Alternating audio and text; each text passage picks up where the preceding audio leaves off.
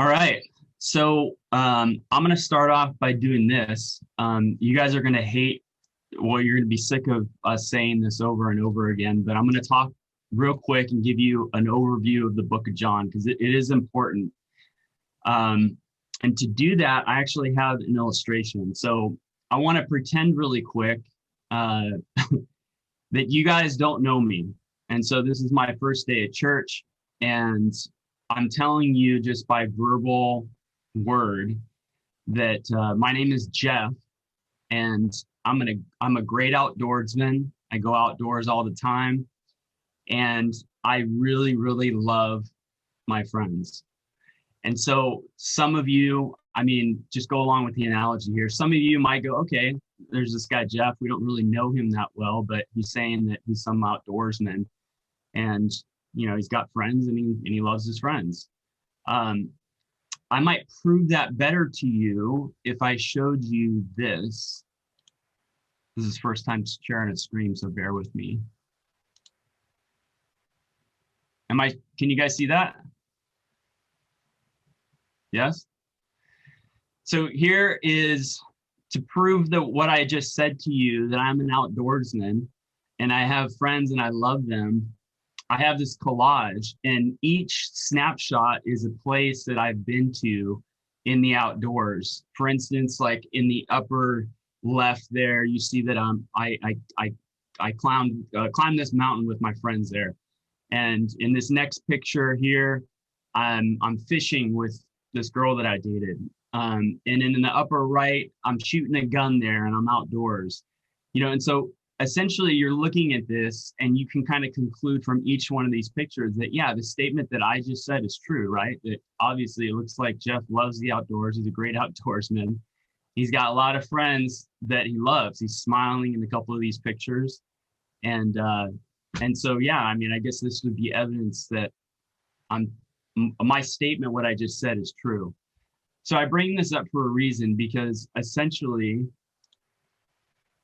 John is doing the same thing. And this is key. I want you guys to remember this as we study the book of John. John is doing this.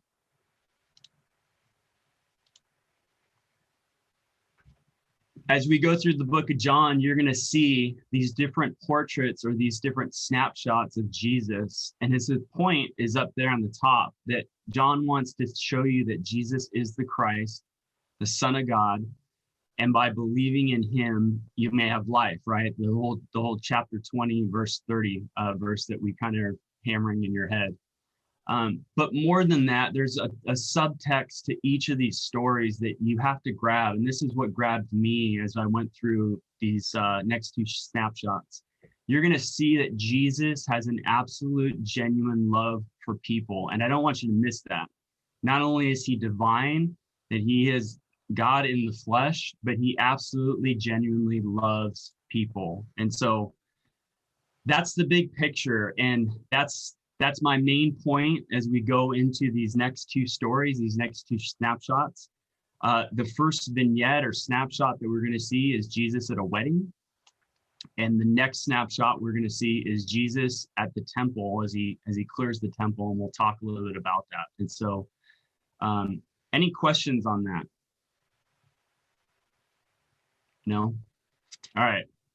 Jeff, I don't have a question. Yeah. I don't have a question, but I really like what you did with that. That was a really good example. That I've never seen that. That was cool. Yeah, as I'm thinking through the book of John as a whole, I think that'll help us kind of gather, like, John is trying to prove these two things about Jesus.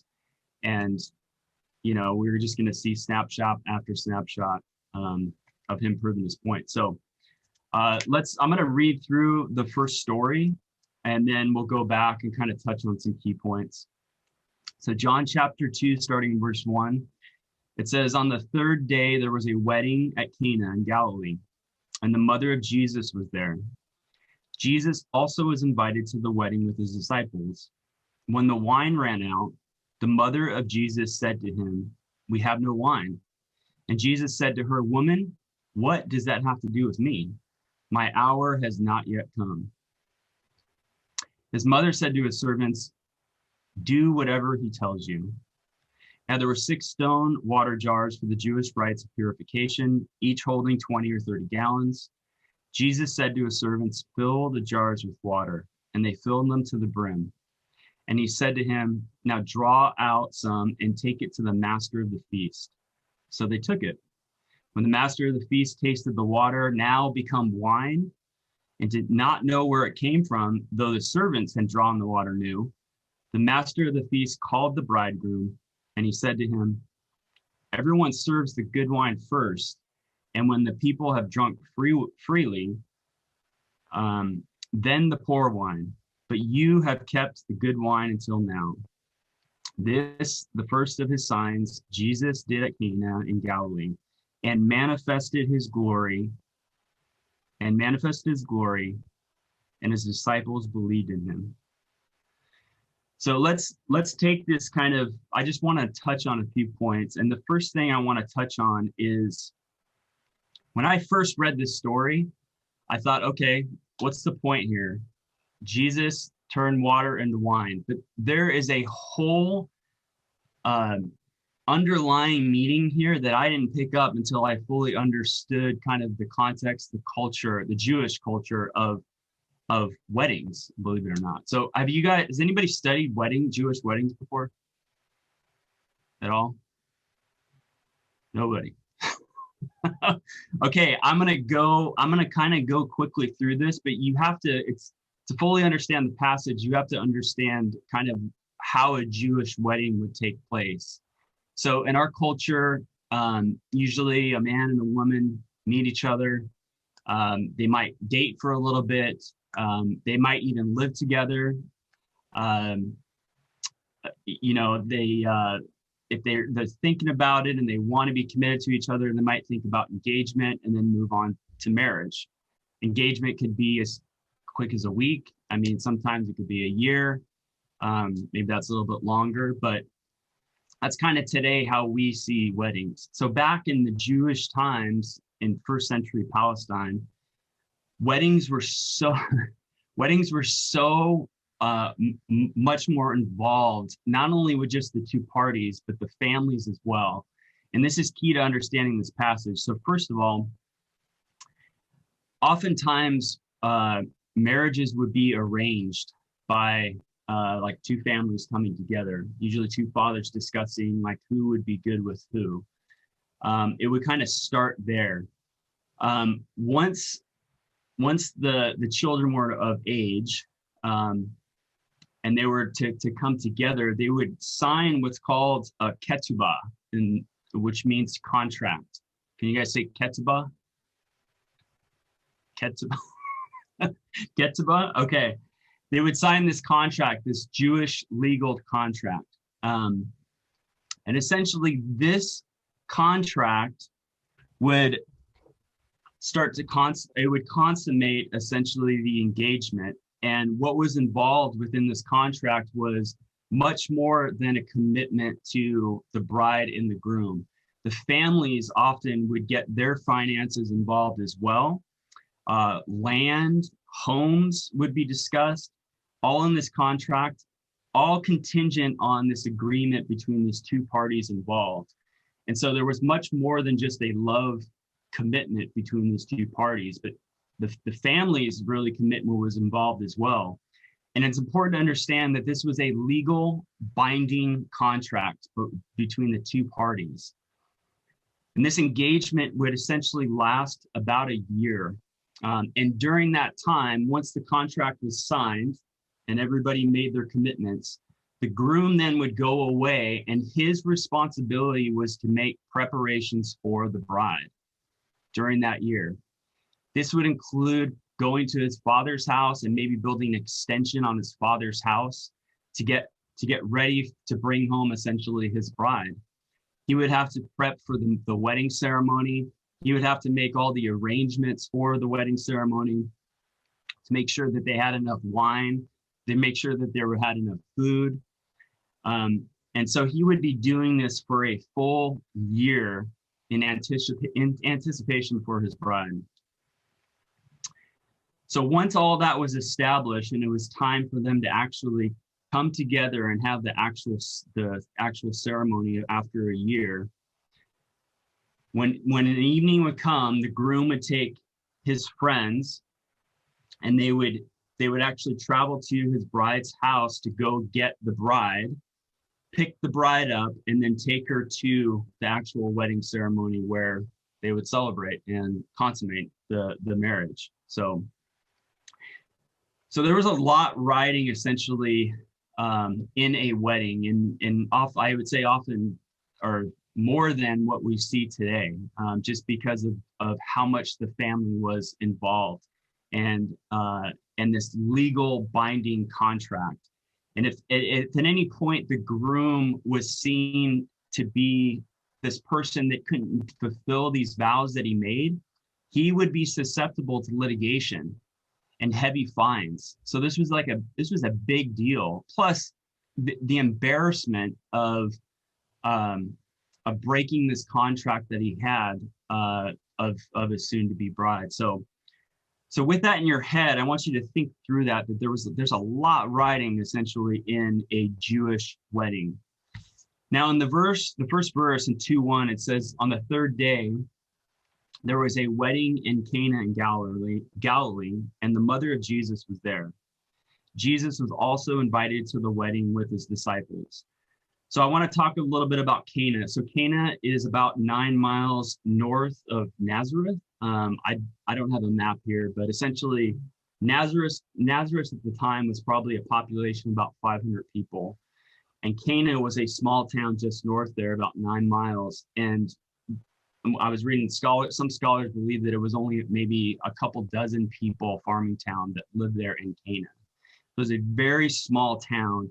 And the fact that they're having this wedding there is a huge deal. The whole town would have been known about it. In fact, some of the town had to have been family and friends of the bride and the groom. So again, I'm trying to make the point that there was a lot riding on this commitment. So verse 3, let's keep going. So Jesus is at the wedding here with Mary.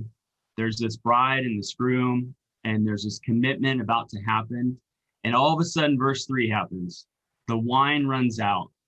And the mother of Jesus said to Jesus, him, they have no wine. And Jesus said to her, woman, what does that have to do with me? My hour has not yet come. His mother said to his servants, do whatever he tells you.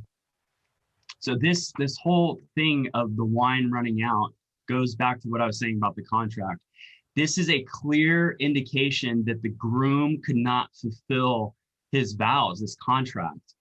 And this would have been a huge, huge catastrophe, a huge embarrassment. So much so that some theologians were saying that Mary may have been serving or part of the wedding ceremony, and she notices, hey, the wine has run out. And so who does she turn to? She turns to Jesus, right? Probably the only guy that never had a bad idea in his life, right? She's like, hey, I'm sure Jesus can fix the problem. So Mary turns to Jesus and says, hey, they are out of wine. This is a problem. This is a huge catastrophe. And Jesus says something very interesting here, which I had to take some time and study. And again, I don't want to dive too deep here, but I do want to touch on this. He essentially looks at his mother and says, woman, well, what does that have to do with me? My hour has not yet come. Why in the world would Jesus say something like that? And then the rest of the story, he actually does something about the wine itself. Okay, so here are some things I just want to touch on. More than likely, what was happening here is Mary. You have to understand, Mary had been living with Jesus about 30 years now. Mary knew the prophecies about Jesus that he was Messiah. In fact, in Luke chapter 2, I don't know if you guys remember that. I mean, we're running out of time here, but I'm just going to briefly touch on it. The shepherds that came and told Mary essentially who Jesus was, that Jesus was the Christ, that a Savior was born. It says Mary treasured all these things in her heart. So having the whole idea of Jesus being the Messiah, and what the Old Testament says about Messiah, how he's going to bring this reign of abundance and wine. In fact, let me go there really quick. Just want to read you Isaiah. If you go to Isaiah 25.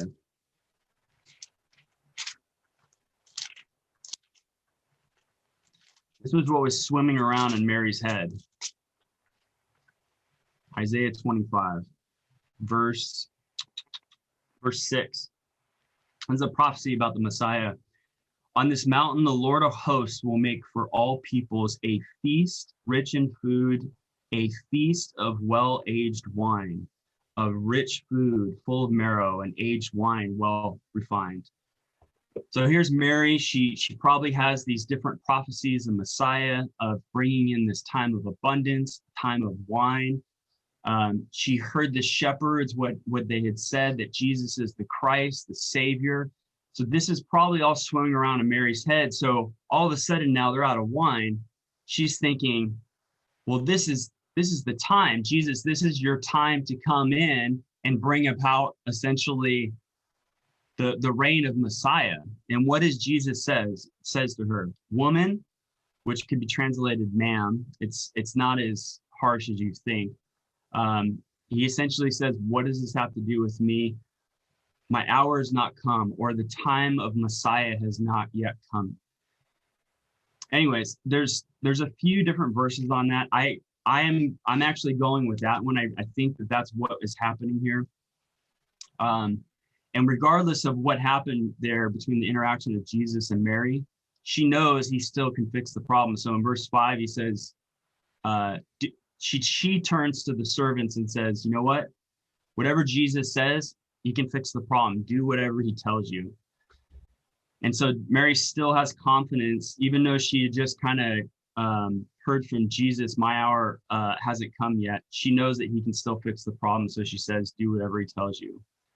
So the story goes on. It says there's 6 stone water jars for the Jewish rites of purification, each holding 20 or 30 gallons.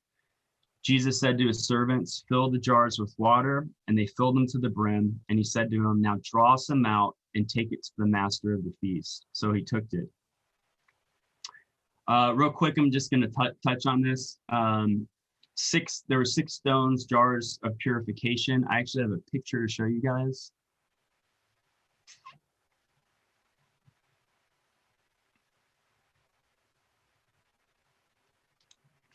Thought I had a picture. Stand by 1 second.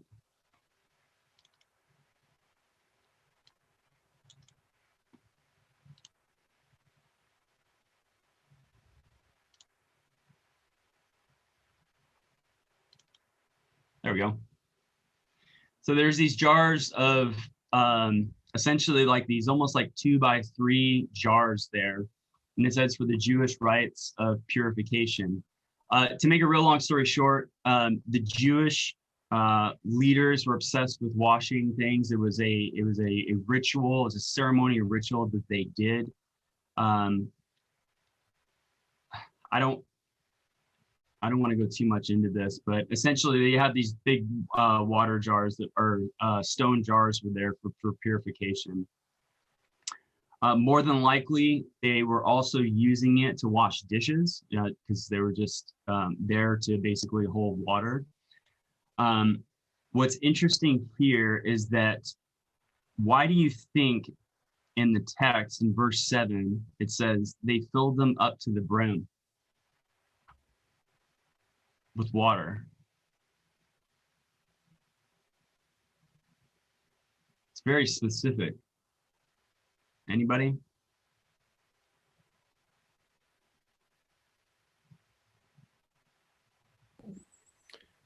Maybe to turn it into wine. Jesus will turn it into wine. Okay, yeah. They wanted the maximum amount of wine. No, I was going to say, maybe John wants to record that to show that there wouldn't have been room for somebody else to like slip in some wine or something else to like ruin the magic trick or something. Yeah, that's exactly right. Yeah, I mean, John wants to make it clear that and we didn't talk about this, which I can afterwards if you'd like. Wine by itself during that time was actually diluted. The whole problem here was during that time, there was no real way to purify water. So the only way you would essentially get something purified was by making wine, right? The natural process of grapes growing and then crushing the grapes. You have some sort of pure liquid that you can consume. The problem is that just wine by itself, that fruit juice sitting around or fermenting, the alcohol content would be too high. And if you just drank it straight, you would essentially get drunk, and that was a sin. So obviously they didn't want to do that. So what they would do is actually dilute this concentrated wine to like a 1-to-3 ratio or 1-to-10 ratio. It's kind of debatable. But it's clear here, like Jared was saying, is that John wants to make it clear here that there was no dilution process going on here. They didn't take some concentrated wine and just kind of throw it in with the water, but this was a genuine miracle. And the miracle happens, if you read it, it's so quick, it's really between verse 7 and 8 is when the actual turning of the wine happens. So what you have now is the servants, they draw some out. And verse 9, it says they take it, verse 8, they took it to the master of the feast, which is the maitre d', or like the wedding coordinator. Verse 9, when the master of the feast tasted the water now become wine, he did not know where it came from, though the servants had drawn the water new. The master of the feast called the bridegroom and said, everyone serves the good wine first, and when people have drunk freely, the poor wine, but now you've kept the good wine until now. I think the text essentially, it speaks for itself here, and there's a lot of symbolism that we can draw out of this. But the whole idea is this: oftentimes at celebrations, you'd serve the good wine first, right? And then when people are a little buzzed, then you kind of serve the poor stuff, and more than likely people would not notice that. Here with Jesus, it was the opposite, right? Jesus creates wine out of water, or I would say even out of nothing, right? No grapes, no growing here. There was no straining. There was none of that stuff. And Jesus essentially creates water or wine essentially out of nothing here. And it's not just any wine. It's great wine. It's better wine. It's the best wine that I think anybody can ever have, right? And so, and like I said, I don't want to get too crazy with symbolism here. I kind of just want to stick to what the text says. We'll talk a little bit afterwards about symbolism, but let's just continue on to verse 11. It says, this, the first of his signs, Jesus did at Cana in Galilee and manifested his glory. His disciples believed in him. So this whole manifested his glory. Can anybody guess where we've seen that before? Manifested his glory. Just for the sake of time, if you go to John chapter 1, verse 14, Jared had talked a little bit about this. When talking a little bit about Jesus, John was saying in verse 14, the word became flesh and dwelt among us, and we've seen his glory of the only Son from the Father, full of grace and truth. Now, verse 18, nobody has ever seen God. The only God who is at the Father's side has made him known.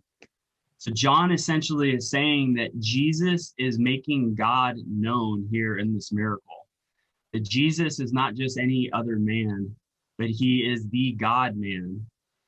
And you guys, here's the subtext, if you didn't catch it already. He just saved the day with this guy's wedding. Like all the breaking of the contract, the groom not be able to provide. It was such a huge catastrophe. And yet Jesus comes in and not only shows his divinity, but he shows that he genuinely cares about people by saving the day. And I think to really grasp that and understand it, like I said, you have to know the context of a Jewish wedding. And so I just I personally thought that was really cool, because you're going to continually see that even in the next snapshot that we're going to talk about. So the next snapshot is Jesus at the temple. But before we go there, is there any questions? There's a lot of information. I know I've been talking for almost a half hour so far. Jeff, in reading this over the past couple of weeks, I always found it funny, and please, you probably read more documentaries than or commentaries than I have.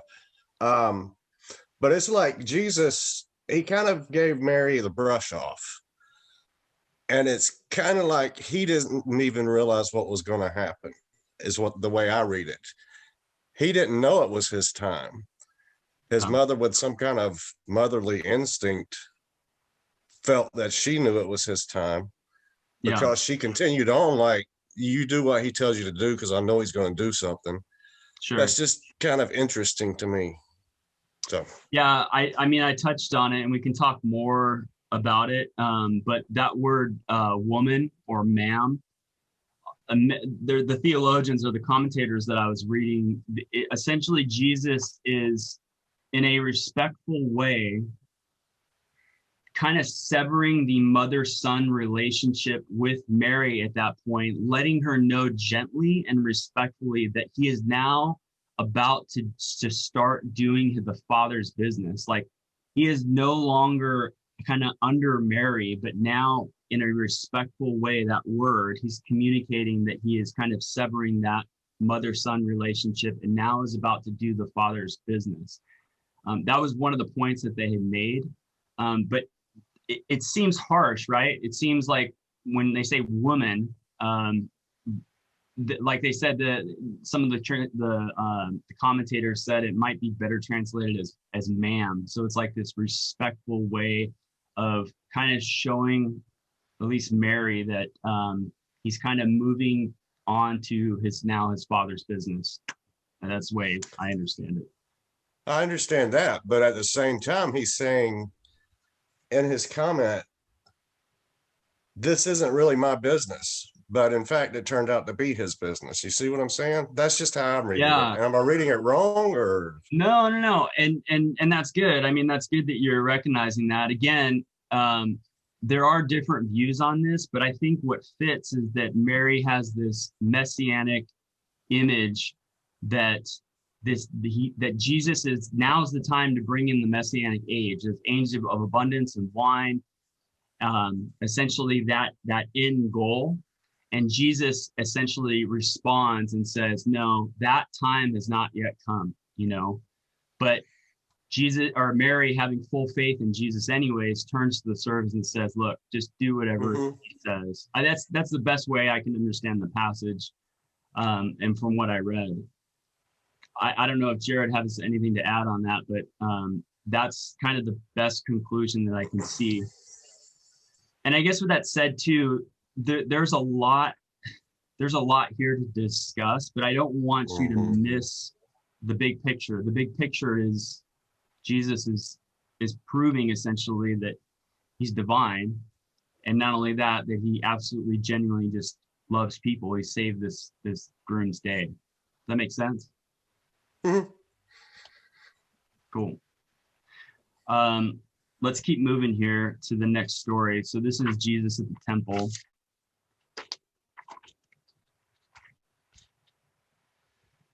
Verse 12 says, after this, he went down to Capernaum with his mother and his brothers and his disciples, and they stayed there a few days.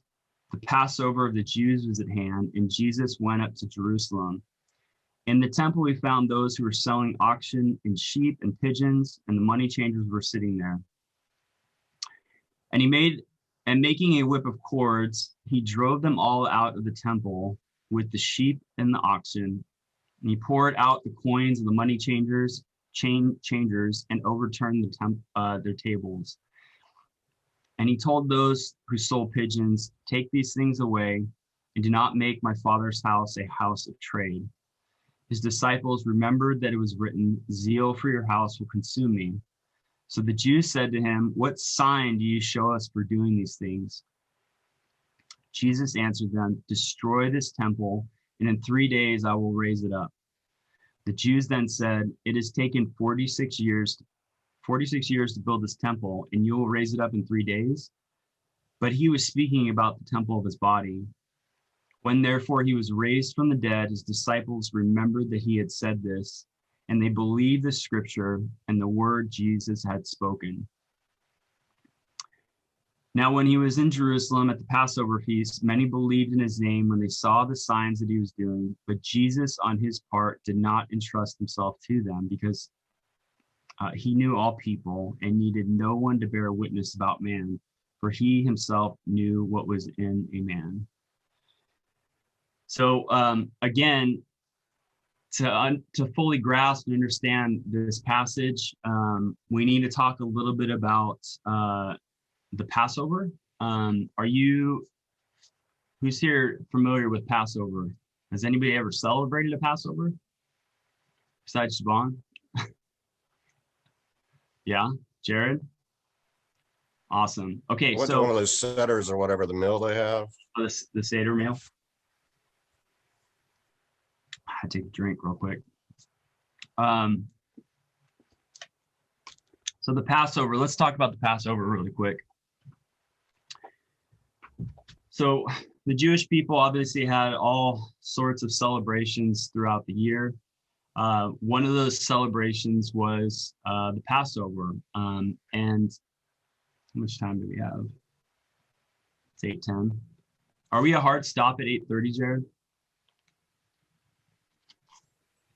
Oftentimes we leak into 8:40 or so. Okay. I just want to read real quick out of Exodus. This will just give you an understanding of the Passover for those who haven't understood what the Passover is. Passover essentially is a remembrance and celebration of when God rescued the Israelites out of Egypt from Pharaoh. And it was basically, well, let me just read the passage. Exodus chapter 12, verse 21. Moses called all the elders to Israel and said to them, "Go and select a lamb for yourselves according to your clans, and kill the Passover lamb. Take a bunch of hyssop, dip the blood that is in the basin, and touch the lintel and doorposts with the blood that's in the basin. None of you shall go out of the door of his house until the morning, for the Lord will pass through to strike the Egyptians. And when he sees the blood on the lintel and on the two doorposts, the Lord will pass over," that's where the word comes from, "the door, and will not allow the destroyer to enter your house to strike you." Verse 24, "You shall observe this rite as a statute for you and your sons forever." All right, so there's the command to celebrate Passover. And every Jewish God-fearing male over the age of 20 would essentially go to Jerusalem during this time to go celebrate Passover. And Jerusalem, stand by 1 second. Jerusalem itself, on a normal day, theologians are estimating that the population would be about 100,000 to 300,000 people. During the Jewish Passover, people all around would make this pilgrimage to Jerusalem for Passover, and the town itself would swell to about 1 million people. The Romans would kind of oversee all these people and have kind of security posts set up in case something bad would happen. And here in the story, which you're going to see, is that the religious system during that time had been corrupt. Essentially, they started taking advantage of people in this whole situation. And so if you kind of put yourself in a Jewish man's shoes, I guess, maybe that's a little hard for some of you women, but you're going to make this pilgrimage to Jerusalem for the Passover. And because you don't want to travel with animals, at Jerusalem, some people had set up these posts where you can buy animals there. So this is kind of what was going on. You would have to pay in their currency. So you would have an exchange rate happening. And more than that, there was also a temple tax that you had to pay. And so during that time, the religious system had kind of become corrupt because there was many opportunities to kind of turn this into a way to take advantage of people and take advantage of their finances, and essentially that the religious system had become corrupt. And that's what's happening in this passage. Jesus is essentially going to come on scene and see essentially this religious system was supposed to be a place of house of worship.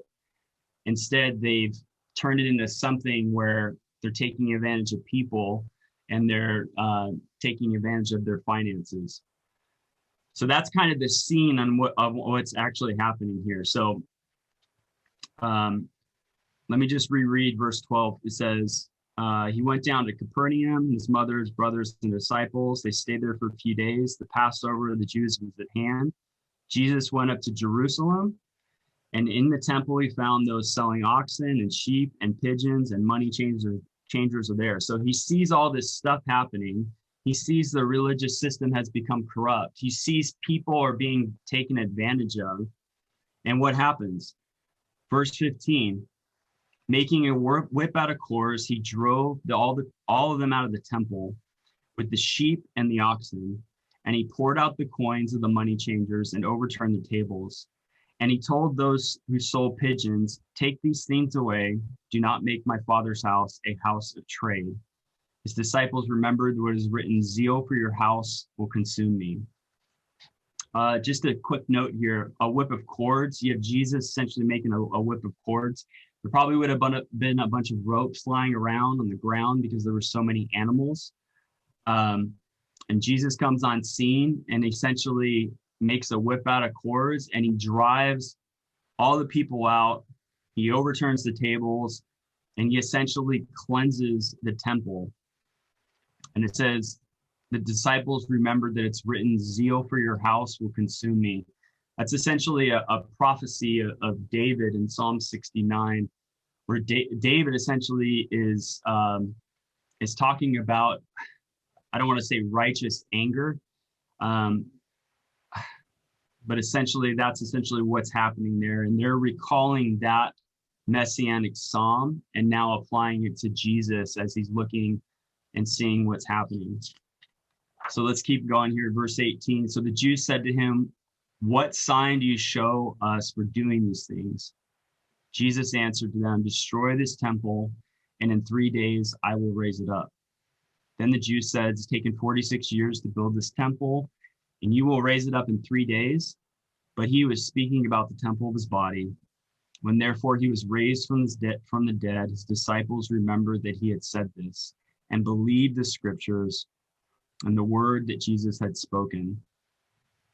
So now you have Jesus, he just clears the temple, he overturns the tables. A side note here, the scripture doesn't say anything about anybody being killed, anybody being hurt, and anybody helping Jesus. And if you think about it, and although it's not called it, it's kind of miraculous in itself. The fact that Jesus by himself just cleared out this temple with all these people. One theologian said there could be, in the court where all this happened, there could be as many as 10,000 people. It's almost kind of hard to believe, but that's what happens. Jesus comes on scene, he sees this corruption, and he clears out all these people. And who confronts him? Well, the Jewish leaders confront him. A side note here that I want to dwell on right here in verse 18, it says, the Jews said to him, what sign do you show us for doing these things? In my mind, if some guy just came on scene and cleared more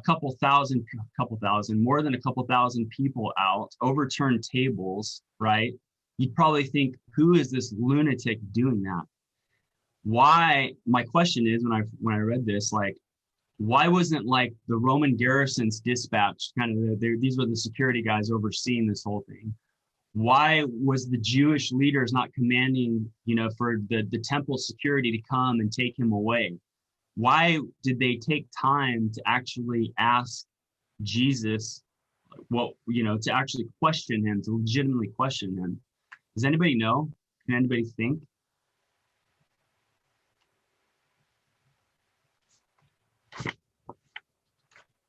It's kind of a weird thing that happened, right? Any thoughts? Does it have anything to do with the first sign that he did of changing the water to wine, and that maybe spreading in popularity? Maybe they started hearing about it, and then something else crazy is happening, and maybe they're saying, well, what sign do you give us for your actions, or something like that? Is there any association there? Yeah, that's a good observation. The wedding at Cana was a very personal miracle for family and friends, but it could possibly be that it had spread. They start to know about Jesus. The text doesn't directly indicate that, but I think this one commentator said it best. I'm just going to read it directly from the book. It says, if the authorities had been convicted that Jesus was merely some petty hooligan, or he was emotionally unstable, there were adequate resources. In other words, they could have dispatched him, and got him out of there quickly. That they requested a miraculous sign demonstrates they harbored at least a suspicion that they were dealing with a heaven-sent prophet. So, Javon, that could have been part of it, but the whole idea is, the fact is, they didn't take care of this right away with some security officers, but they actually took time to question him. There was some indication, Carson is saying here, that the Jews thought there was something special or something different with Jesus, that he could be possibly heaven sent. So they take the time to question him. Now, his response, this is key, you guys. You gotta get this. You're gonna see this throughout the book of John, where Jesus says something, and Jesus is talking about spiritual things, and it's ingested or translated as a physical thing. And so John's going to continually show you over and over again kind of the mindset you should have as you start thinking about these things that Jesus is saying. In John 3, which Jared's going to cover this next week, he says that you have to be born again, right? Speaking of spiritual things. And Nicodemus, the Jewish leader, he looks at Jesus and goes, how can a person be born twice, right? Go into his mother's womb again. You're going to see this in John 4 with the woman at the well. Jesus is going to be talking about spiritual things, but then it's misinterpreted. So this is the start of kind of that spiritual talk. And even the disciples themselves didn't understand this concept until he was raised from the dead. It was kind of, in hindsight, it says the text right there, it says in 22, when therefore he was raised from the dead, his disciples remember he had said this, and they believed the scripture and the word Jesus had spoken. It's interesting that although they didn't understand it at the time, they still followed Jesus, which is kind of cool. I mean, that blind faith. And then they found out afterwards, they kind of connected the dots 2 and 2 together. I want to just make sure if there's anything else I want to say here before I move on. Again, guys, we're talking about a lot of things, but I don't want you to miss the point. Just like in the wedding story, Jesus coming and saving the day, in a lot of ways, Jesus just came into this corrupt, twisted religious system and saved the day. If you were that Jewish man that I was talking about that was essentially being taken advantage of, Jesus is your hero. Like, he essentially just started to overturn this corrupt religious system. And it just shows you again his love, the subtext, his love for people and righteousness. So I don't want you to miss that. And the last part of this is essentially a bridge to John 3 with Jesus and Nicodemus. I'll just go over it real quick and then we'll have time for questions.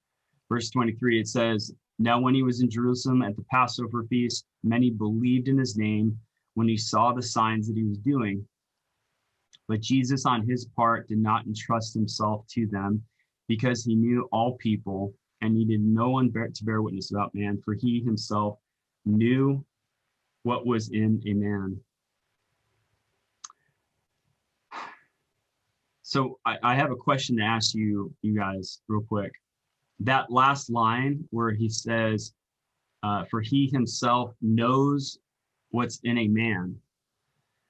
Who do we know of the only person or being that knows what's in a person's heart or their thoughts from Scripture?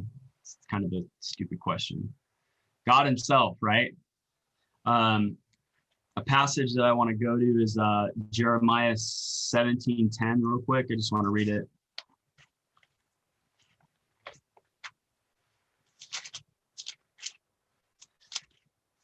I think there's definitely a part of John, again, putting this in to show you that Jesus is not just a man. He's not just a normal man, but he knows what's in men's hearts. And the only other person that or being that knows that what's in men's hearts and minds is God. So Jeremiah 17:10. I, the Lord, search the heart and test the mind, to give every man according to his ways, according to the fruit of his deeds. God alone is the only person that that knows the mind, the heart of a man. And so he's equating Jesus here with God, essentially. Once again, going back to our main point, that John's whole point here is to prove to you that Jesus is the Christ, that he is divine. He's not just a man, but he is the God-man. And that he's, through these miracles and signs, that he's manifesting his glory. And he's showing you that Jesus, the subtext there is Jesus genuinely loves people, whether it's saving the day for a groom or overturning a corrupt political system and essentially standing up for the people. Jesus, you could see the love of Christ shine through some of these texts.